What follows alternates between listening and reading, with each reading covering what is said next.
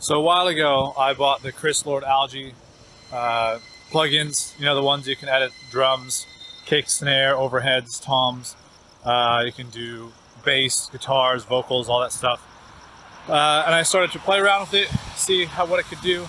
But then the more that I started using it, I started getting a bit quizzical about it and wondering what's going on, because this kick drum that I'm editing now is starting to sound a lot like that kick drum that I had on a different drum set. And it made me wonder what's going on underneath the hood that I'm not aware of. And so I've been thinking about that for ages, and I finally figured out a way and devised a way to test it, to see what are these plugins that we're using doing. And I figured out the CLA.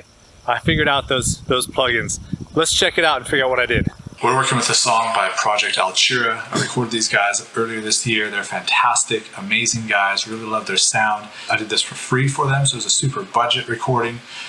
Could have spent a whole lot more time, got it sound way better, but I really like the way that it sounds as it is. Here's a little taste for you.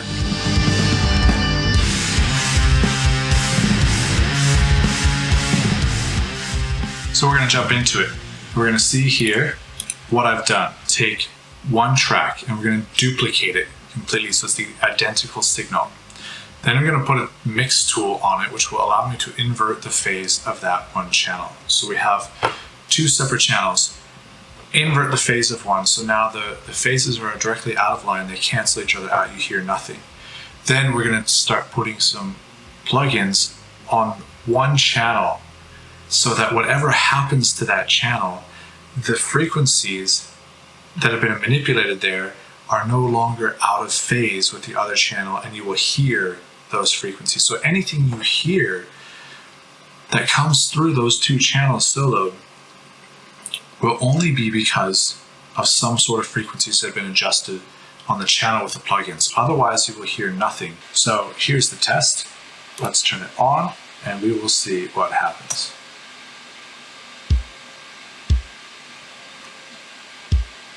But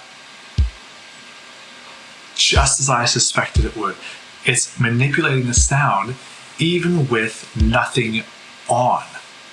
Even with none of these things, parameters going, it's actually manipulating the sound. It's totally changing all of the sound waves, all of the frequencies. You can hear the highs, the mids, the lows, some of them better than others, but it's changing all of them without even being asked to do anything. Let's hear what it sounds like with all of them. Just put on what you get stock when you open it up. Even more, right?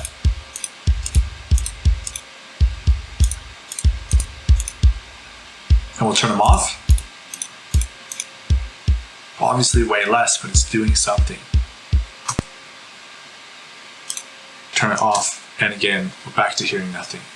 So I'm blown away by this. I mean, I would expect the plugin to manipulate the audio and change it, but I've never seen it so clearly demonstrated to me before. And to be able to play with this and actually see exactly what it's doing, hear exactly what it's doing, is just blowing my mind. So I wanted to go through some other plugins for you guys as well, from some other manufacturers. This is one I actually use quite often from Aqua. It's called Coffee Pun. I really like the way it sounds. It's really smooth on the top end. I use it a lot to add some extra sizzle and shine to it. But let's just hear what happens. Nothing. That's what it should do, right? You're not using anything. There's nothing here that is turned up. All the gains are off. They're at zero. Nothing is happening. If I turn the gain up,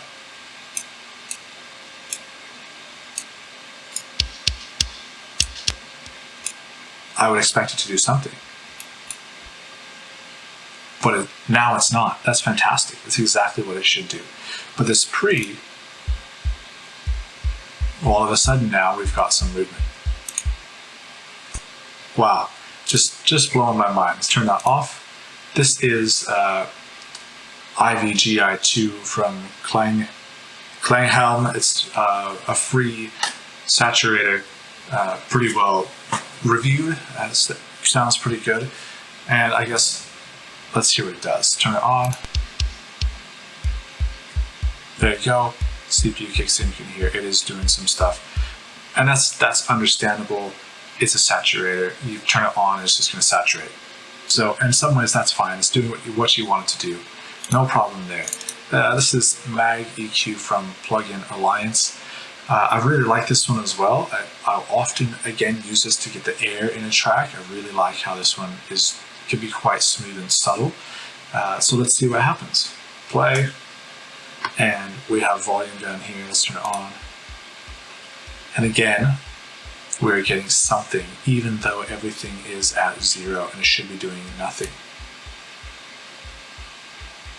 So this guy's actually doing something.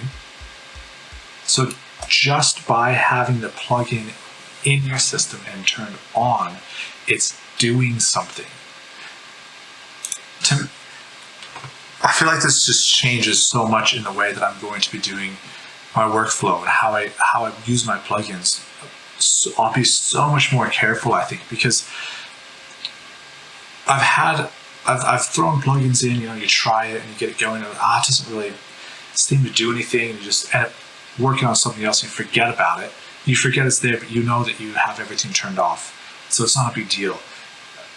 I don't know if I'm going to do that anymore. I'm going to start deleting these ones that I don't want, getting them out of there, removing them from the track, so I'm not coloring it in a way that I don't even want it to be done. Yeah, I feel like it's really going to change stuff for me. So I also wanted to, take you through.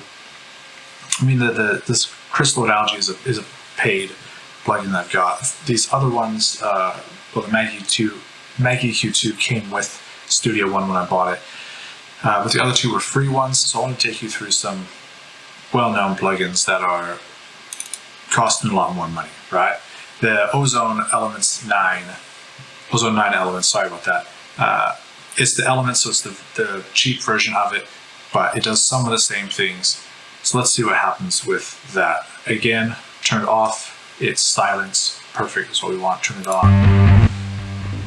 Once the CPU kicks in, you can hear it's actually engaging, now it's doing stuff. Let's turn these guys off.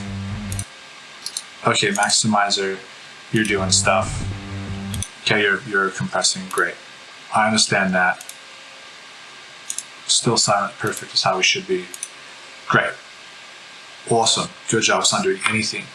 Let's just see what happens here though when we... Nice, it's exactly as I would expect it to be. Hearing just the lows, let's get rid of that. Very nice.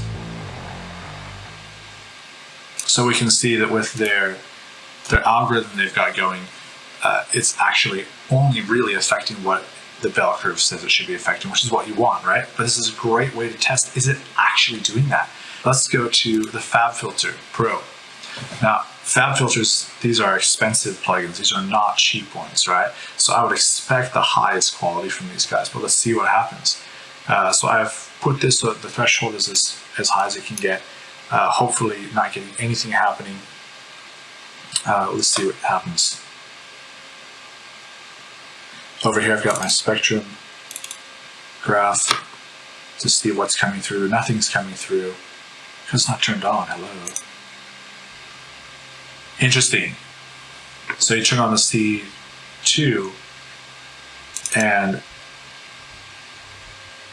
not meant to be compressing anything, but it's getting some signal through. Now when we go to the 1-to-1 ratio, it does turn off. I'm not hearing anything, there's nothing on the spectrum meter, but as we bring it up, you could hear in that bit, even when he was silent, you can hear a little bit of that fret buzz or fret movement. So not ideal, not optimal, but not terrible, I guess you could say. Let's check the multiband. Okay, there we go. As the CPU kicks in, you can hear. It does have something happening. What? Look at that. It's really, really, really quiet, of course, but it's there. Or definitely would have expected it to be whisper quiet, completely clean. There's nothing happening here. There is no compression going in. It shouldn't be getting anything. but that spectrometer says it was.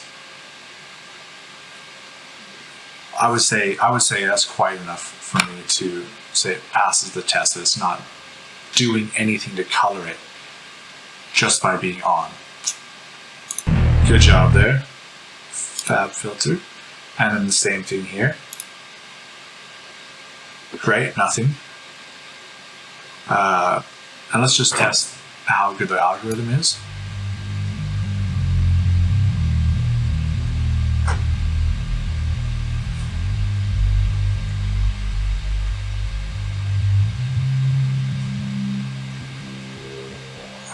Not bad, eh?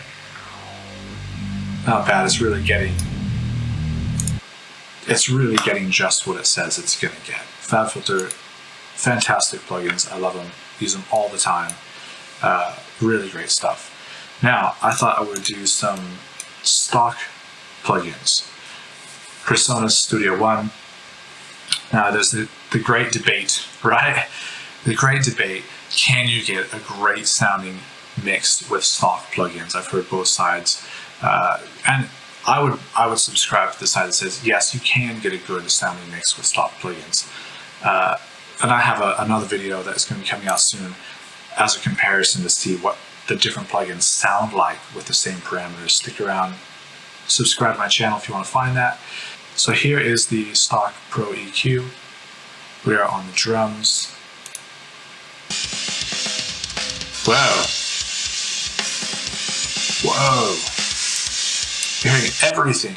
Oh, wait a second. So when I turn that off, what? Whoa. Whoa, whoa, whoa. So when I turn it on, I'm hearing like, what is that, from like 600 upwards? Hearing everything?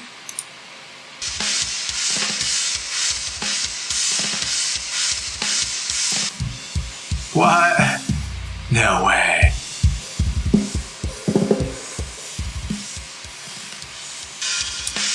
Wow. As soon as it goes back to 0, it does something that changes all the frequencies. What is it doing? What? And then gone.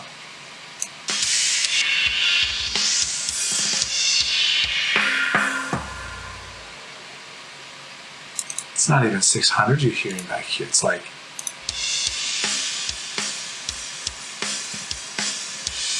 what is that? Like 1,000 and above? Wow, that's crazy. Oh my goodness. Alright, let's try the multiband EQ. Whoa! Okay, let's try to clean this. Can we clean it up a bit?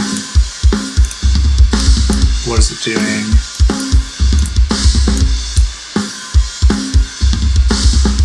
So it shouldn't be compressing at all. Oh, whoa, it's doing so much, and it's way different than what the EQ was, hey? Oh my. That's the dry. That's just the drums.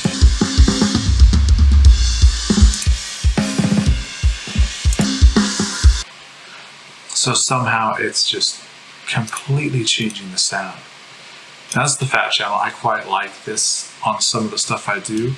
I'm quite partial actually to one of the EQs on here, but let's see what happens when we engage this. Clean, very nice. Nothing's happened. Let's turn on the EQ. Again, clean stuff. It does the same thing as before. It doesn't. Look at that.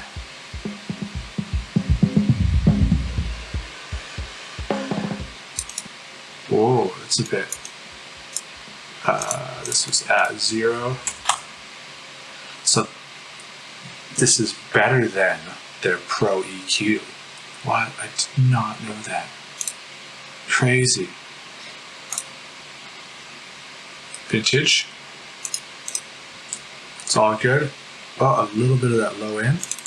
Look at that. Actually, quite a bit of that low end, hey? There is stuff coming through with that guy. Oh, no way. Oh, now this is the guy that I like. I really like this guy, how you can get some really nice... I really like how you can thicken up the low end with this. That's what I like about it. But listen to that. Everything's at 0. What? And it stays on even when you turn it off? Listen to that. It shouldn't be doing anything. This other EQ.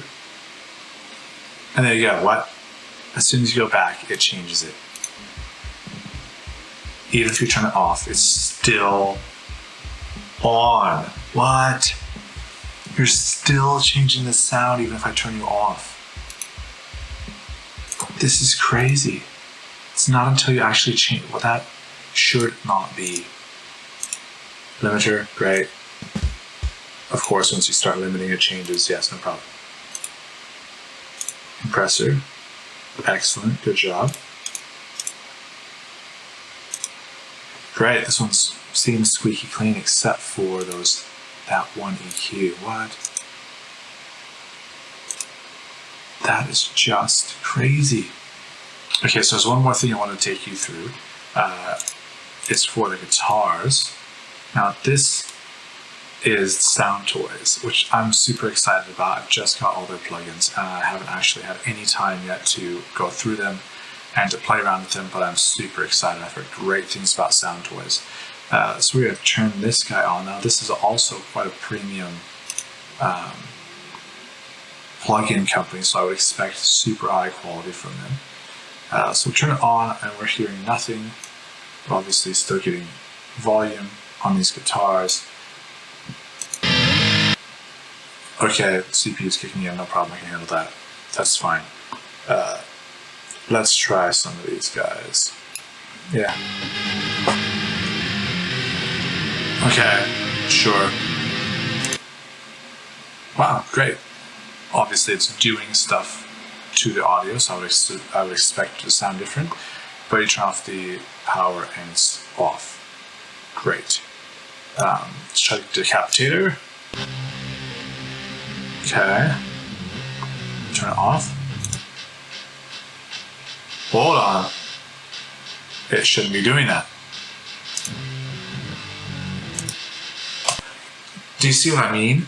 Like you can't just put a plugin in anymore, try it out, and then just turn it off. Like you actually have to remove that plugin in order to keep that from affecting your signal. What? Should it not be like that? Now there was one of the down here. Primal tap, I'm pretty sure it's the same. Yeah, same thing. Get rid of it, gone. Still playing, still have volume. But so some of their plugins are squeaky clean, others are not. Great job. So, oh man, I hope you guys enjoyed this video. I'm pretty blown away by it, and like I said, it's definitely going to change how I edit my audio, what I do, what plugins I allow to stay in, what I don't. Going to be much more clean in my plugin use. If I'm not using it, it's out of there. Those ones you think, oh, maybe I'll use it later, maybe I'll come back to it, maybe I'll switch my mind. And you just got to be careful because it is doing stuff to your track. Unless you know it, unless you've done a test like this to see if it is or isn't, you're just best off to getting rid of it. But anyway, I hope this has been useful to you guys. I hope you've enjoyed it. Hopefully see you again sometime soon. Take it easy.